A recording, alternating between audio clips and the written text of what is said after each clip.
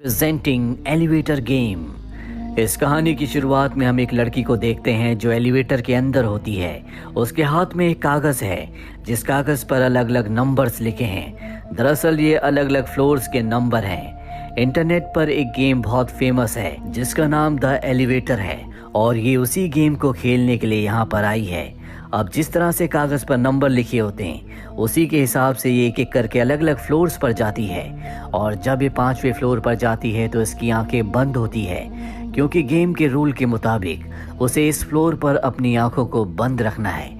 लेकिन उसे बहुत डर लग रहा होता है इसीलिए वो अपनी आंखें खोल देती है, पर वहाँ पर सब कुछ नॉर्मल होता है जिससे वो बहुत खुश होती है। इसके बाद रूल के हिसाब से अब उसे फर्स्ट फ्लोर पर जाना है, इसीलिए वो एलिवेटर के फर्स्ट फ्लोर के बटन को क्लिक करती है। पर एलिवेटर फर्स्ट फ्लोर पर नहीं जाता बल्कि वो 10th फ्लोर पर जाता है और जब उसका दरवाजा खुलता है तो वो लड़की देखती है कि बाहर की दुनिया पूरी तरह से बदल चुकी है। उसे ऐसा लगता है कि वो किसी और दुनिया में आ गई है। तभी उसे एहसास होता है कि उसके पीछे कोई है। जैसे वो पलट कर देखती है तो उसके पीछे एक डीमन होता है जिसे देखकर वो बहुत जोर से चिल्लाती है। वहीं दूसरी तरफ हमें एक ग्रुप को दिखाया जाता है जो यूट्यूब के लिए हॉरर कंटेंट बनाते हैं। इनके साथ इनका एक मैनेजर भी होता है जो इन्हें आज एक नए लड़के से मिलवाता है जिसका नाम रैन है और अब वो इन सब के साथ मिलकर काम करेगा जिसके बदले वो कोई पैसा चार्ज नहीं करेगा। अब ये सब के सब डिस्कशन करना शुरू कर देते हैं कि अब इन्हें नए कंटेंट में क्या बनाना है। रैन कहता है क्यों ना हम एलिवेटर गेम खेलें, आजकल वो बहुत फेमस है। एलिवेटर गेम के बारे में हर कोई जानता है। हालांकि इन्हीं का एक साथी जिसका नाम क्रिस है वो कहता है कि इसमें कोई दम नहीं है, पर रैन बताता है कि आज से कुछ दिन पहले एक लड़की ने इस गेम को खेला था जो गायब हो गई। तब से पूरी दुनिया में इस गेम को, इस एलिवेटर को लेकर बहुत ज्यादा जिज्ञासा है। मैनेजर कहता है कि हमें जल्द से जल्द अच्छा कंटेंट बनाना है, नहीं तो हमें बहुत नुकसान होगा। हम इस गेम को खेलेंगे, आज रात को ही हम एलिवेटर में जाएंगे जहां पर हम शूट करेंगे। हालांकि क्रिस इन सब को मना भी करता है, लेकिन ये सब तय करते हैं कि रात को ये एलिवेटर के अंदर जाकर वहां पर क्या होता है इसको पूरी तरह से फिल्माकर अपने YouTube चैनल पर डालेंगे। अभी शाम को सब के सब उस बिल्डिंग के पास पहुंच जाते हैं। दरअसल आज ऑफिस की छुट्टी है इसीलिए पूरी बिल्डिंग खाली है। ये सब के सब अंदर जाते हैं जहां पर एक कैमरास की सेटिंग कर देते हैं। इसके बाद सबका इंटरव्यू लिया जाता है। क्रिस कहता है कि हम एक एक करके रूल्स के हिसाब से हर एक फ्लोर में जाएंगे। 5वें फ्लोर में हमें वो चुड़ैल, वो डीमन मिलेगी जो अपनी दुनिया में लोगों को ले जाती है। साथ ही अपनी ऑडियंस को ये भी बताते हैं कि अगर हमने इस गेम को रूल्स के हिसाब से नहीं खेला तो वो डीमन हमें मार देगी जो लाल दुनिया में यानी कि रेड वर्ल्ड में रहती है। और अब खेल शुरू करने के लिए सबसे पहले क्रिस, इनका कैमरामैन और इनकी एक साथी एलिवेटर के अंदर जाते हैं। रूल्स के हिसाब से सबसे पहले इन्हें 4थे फ्लोर पर जाना होगा, उसके बाद दूसरे, फिर छठे, फिर एक बार फिर से दूसरे और उसके बाद 10वें के बाद ये 5वें फ्लोर पर जाएंगे जहां पर इन्हें अपनी आंखें बंद रखनी है और फाइनली ये वापस फर्स्ट यानी कि पहले फ्लोर पर आ जाएंगे। ये अब अपनी गेम शुरू कर चुके हैं। इनके पास जो कैमरा होता है उसका कनेक्शन इनके साथियों के कैमरे के साथ होता है जो अब भी नीचे इनका इंतजार कर रहे हैं। एक एक करके सभी फ्लोर्स पर जाते हैं, पर जब ये 5वें फ्लोर पर पहुंचते हैं तो लाइट्स ब्लिंक करना शुरू हो जाती है जिससे डर जाते हैं, पर जल्दी सब कुछ शांत हो जाता है। इसके बाद इन्हें वापस फर्स्ट फ्लोर पर आना है। ये फर्स्ट फ्लोर के बटन को क्लिक करते हैं, पर ये तीनों हैरान हो जाते हैं क्योंकि लिफ्ट अब नीचे नहीं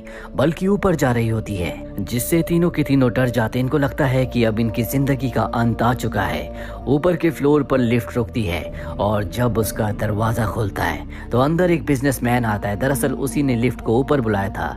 इसके बाद ये सब के सब नीचे आ जाते हैं जहाँ पर ये तीनों देखते हैं कि इनके साथी इनका इंतजार कर रहे हैं।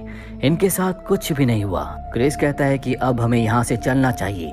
रायन उसे रोकता है, कहता है कि क्रिस डर रहा है, इसे डर है कि उस लड़की की आत्मा इसे नुकसान पहुंचाएगी जो कुछ ही दिनों पहले इसी एलिवेटर के अंदर से गायब हुई थी।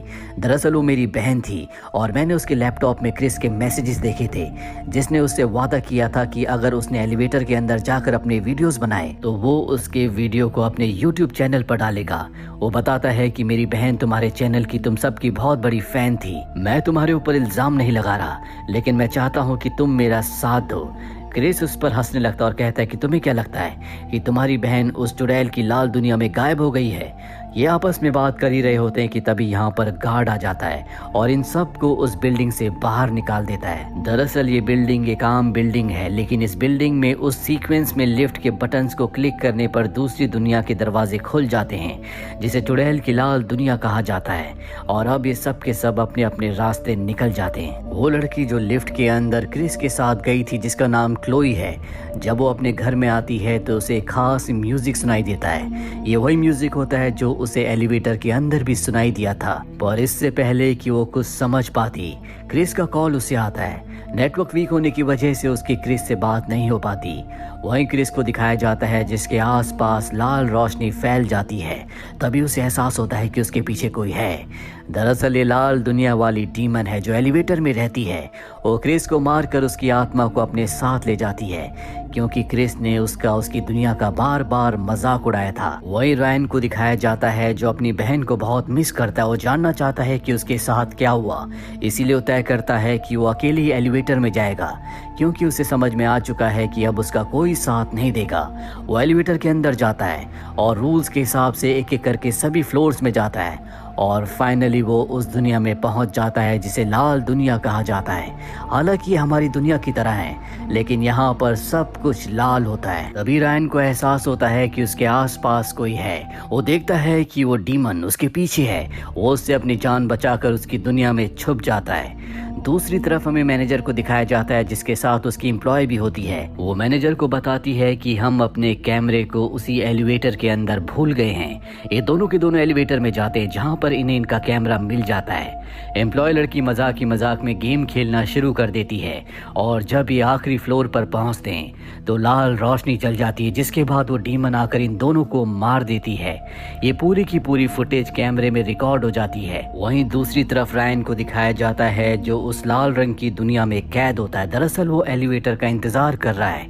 जब भी कोई गेम खेलता है और एलिवेटर का दरवाजा खुलता है तो यहाँ जो डीमन है वो इंसानों की यानी कि असली दुनिया में चली जाती है और इस वक्त भी वो इंसानों की दुनिया में है। इसी बात का फायदा उठाकर रायन एक बार फिर से एलिवेटर में चला जाता है जहाँ पर उसे वो कैमरा मिल जाता है जिस कैमरे में उसी के साथियों के खून की पूरी फुटेज रिकॉर्ड है।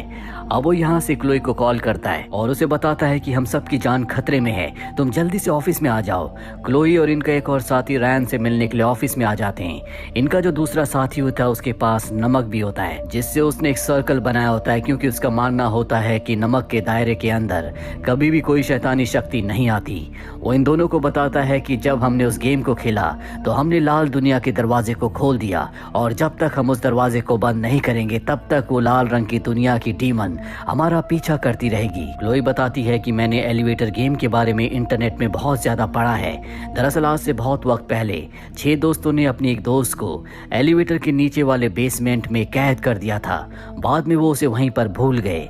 वो 6 दिनों तक भूखी प्यासी वहीं पर रही और अंत में एलिवेटर के नीचे आकर दब गई, जिससे उसकी मृत्यु हो गई। जिसके बाद वो लाल रंग की दुनिया की डीमन बन गई। लेकिन मुझे इस कहानी पर विश्वास नहीं है। अब यहाँ पर रायन कहता है कि हमें नीचे जाना होगा। लिफ्ट में जाने के बाद हमें उस दरवाजे को बंद करना होगा ताकि वो चुड़ैल यानी कि वो डीमन हमारा पीछा छोड़ दे। पर क्लोई मना कर देती है। वो कहती है कि ये सच नहीं है। तभी वो डीमन इनके पास आ जाती है और इनका जो साथी होता है उसे मार देती है। और अब क्लोई को विश्वास हो चुका है कि रायन ने जो कुछ कहा है वो सच है। ये दोनों के दोनों एक बार फिर से उसी बिल्डिंग में आ जाते हैं जहाँ पर वो एलिवेटर है और एलिवेटर के अंदर जाकर ये एक बार फिर से उस गेम को खेलना शुरू करते हैं। जल्दी ये लाल दुनिया में पहुंच जाते हैं जहां पर रायन को अपनी बहन की आत्मा दिखती है। वो उसकी तरफ आकर्षित हो रहा होता है। क्लोई से समझाती है कि ये भ्रम है, हमें वापस जाना होगा, वो डीमन हमें अपने जाल में फंसा रही है। इसके बाद क्लोई उसका हाथ खींचकर उसे एलिवेटर के अंदर ले आती है और अब इन्हें नीचे जाना है यानी कि फर्स्ट फ्लोर पर। ये नंबर 1 दबाते हैं लेकिन एलिवेटर नीचे नहीं बल्कि ऊपर की तरफ जाता है। और अब जब एलिवेटर का दरवाजा खुलता है तो इन दोनों ने अपनी आंखें बंद कर रखी होती है क्योंकि ये अपनी आंखें नहीं खोल सकते। डीमन इनका ध्यान भटकाती है। क्लोई अपनी आंखें खोल देती है जिसके बाद डीमन उसे मार देती है और रायन को अपने साथ अपनी लाल दुनिया में ले जाती है। कुछ दिनों के बाद हमें एक लड़की को दिखाया जाता है जो इसी एलिवेटर में गेम खेलने के लिए आई है। वो इन्हीं दोस्तों की कहानी बता रही होती है कि अचानक से सब के सब कहीं गायब हो गए और अब ये गेम खेलना शुरू कर देती है। और तभी डीमन का हाथ आता है, जिसका मतलब ये है कि इस लड़की का अंत भी अब बहुत नज़दीक है। डीमन ने रैन को मारा या नहीं, या फिर उसने रैन को अपनी दुनिया में हमेशा के लिए कैद कर लिया, इस बारे में हमें कुछ नहीं पता। आपको क्या लगता है कमेंट बॉक्स में ज़रूर लिखें। उम्मीद करते हैं कि ये कहानी आपको पसंद आई होगी।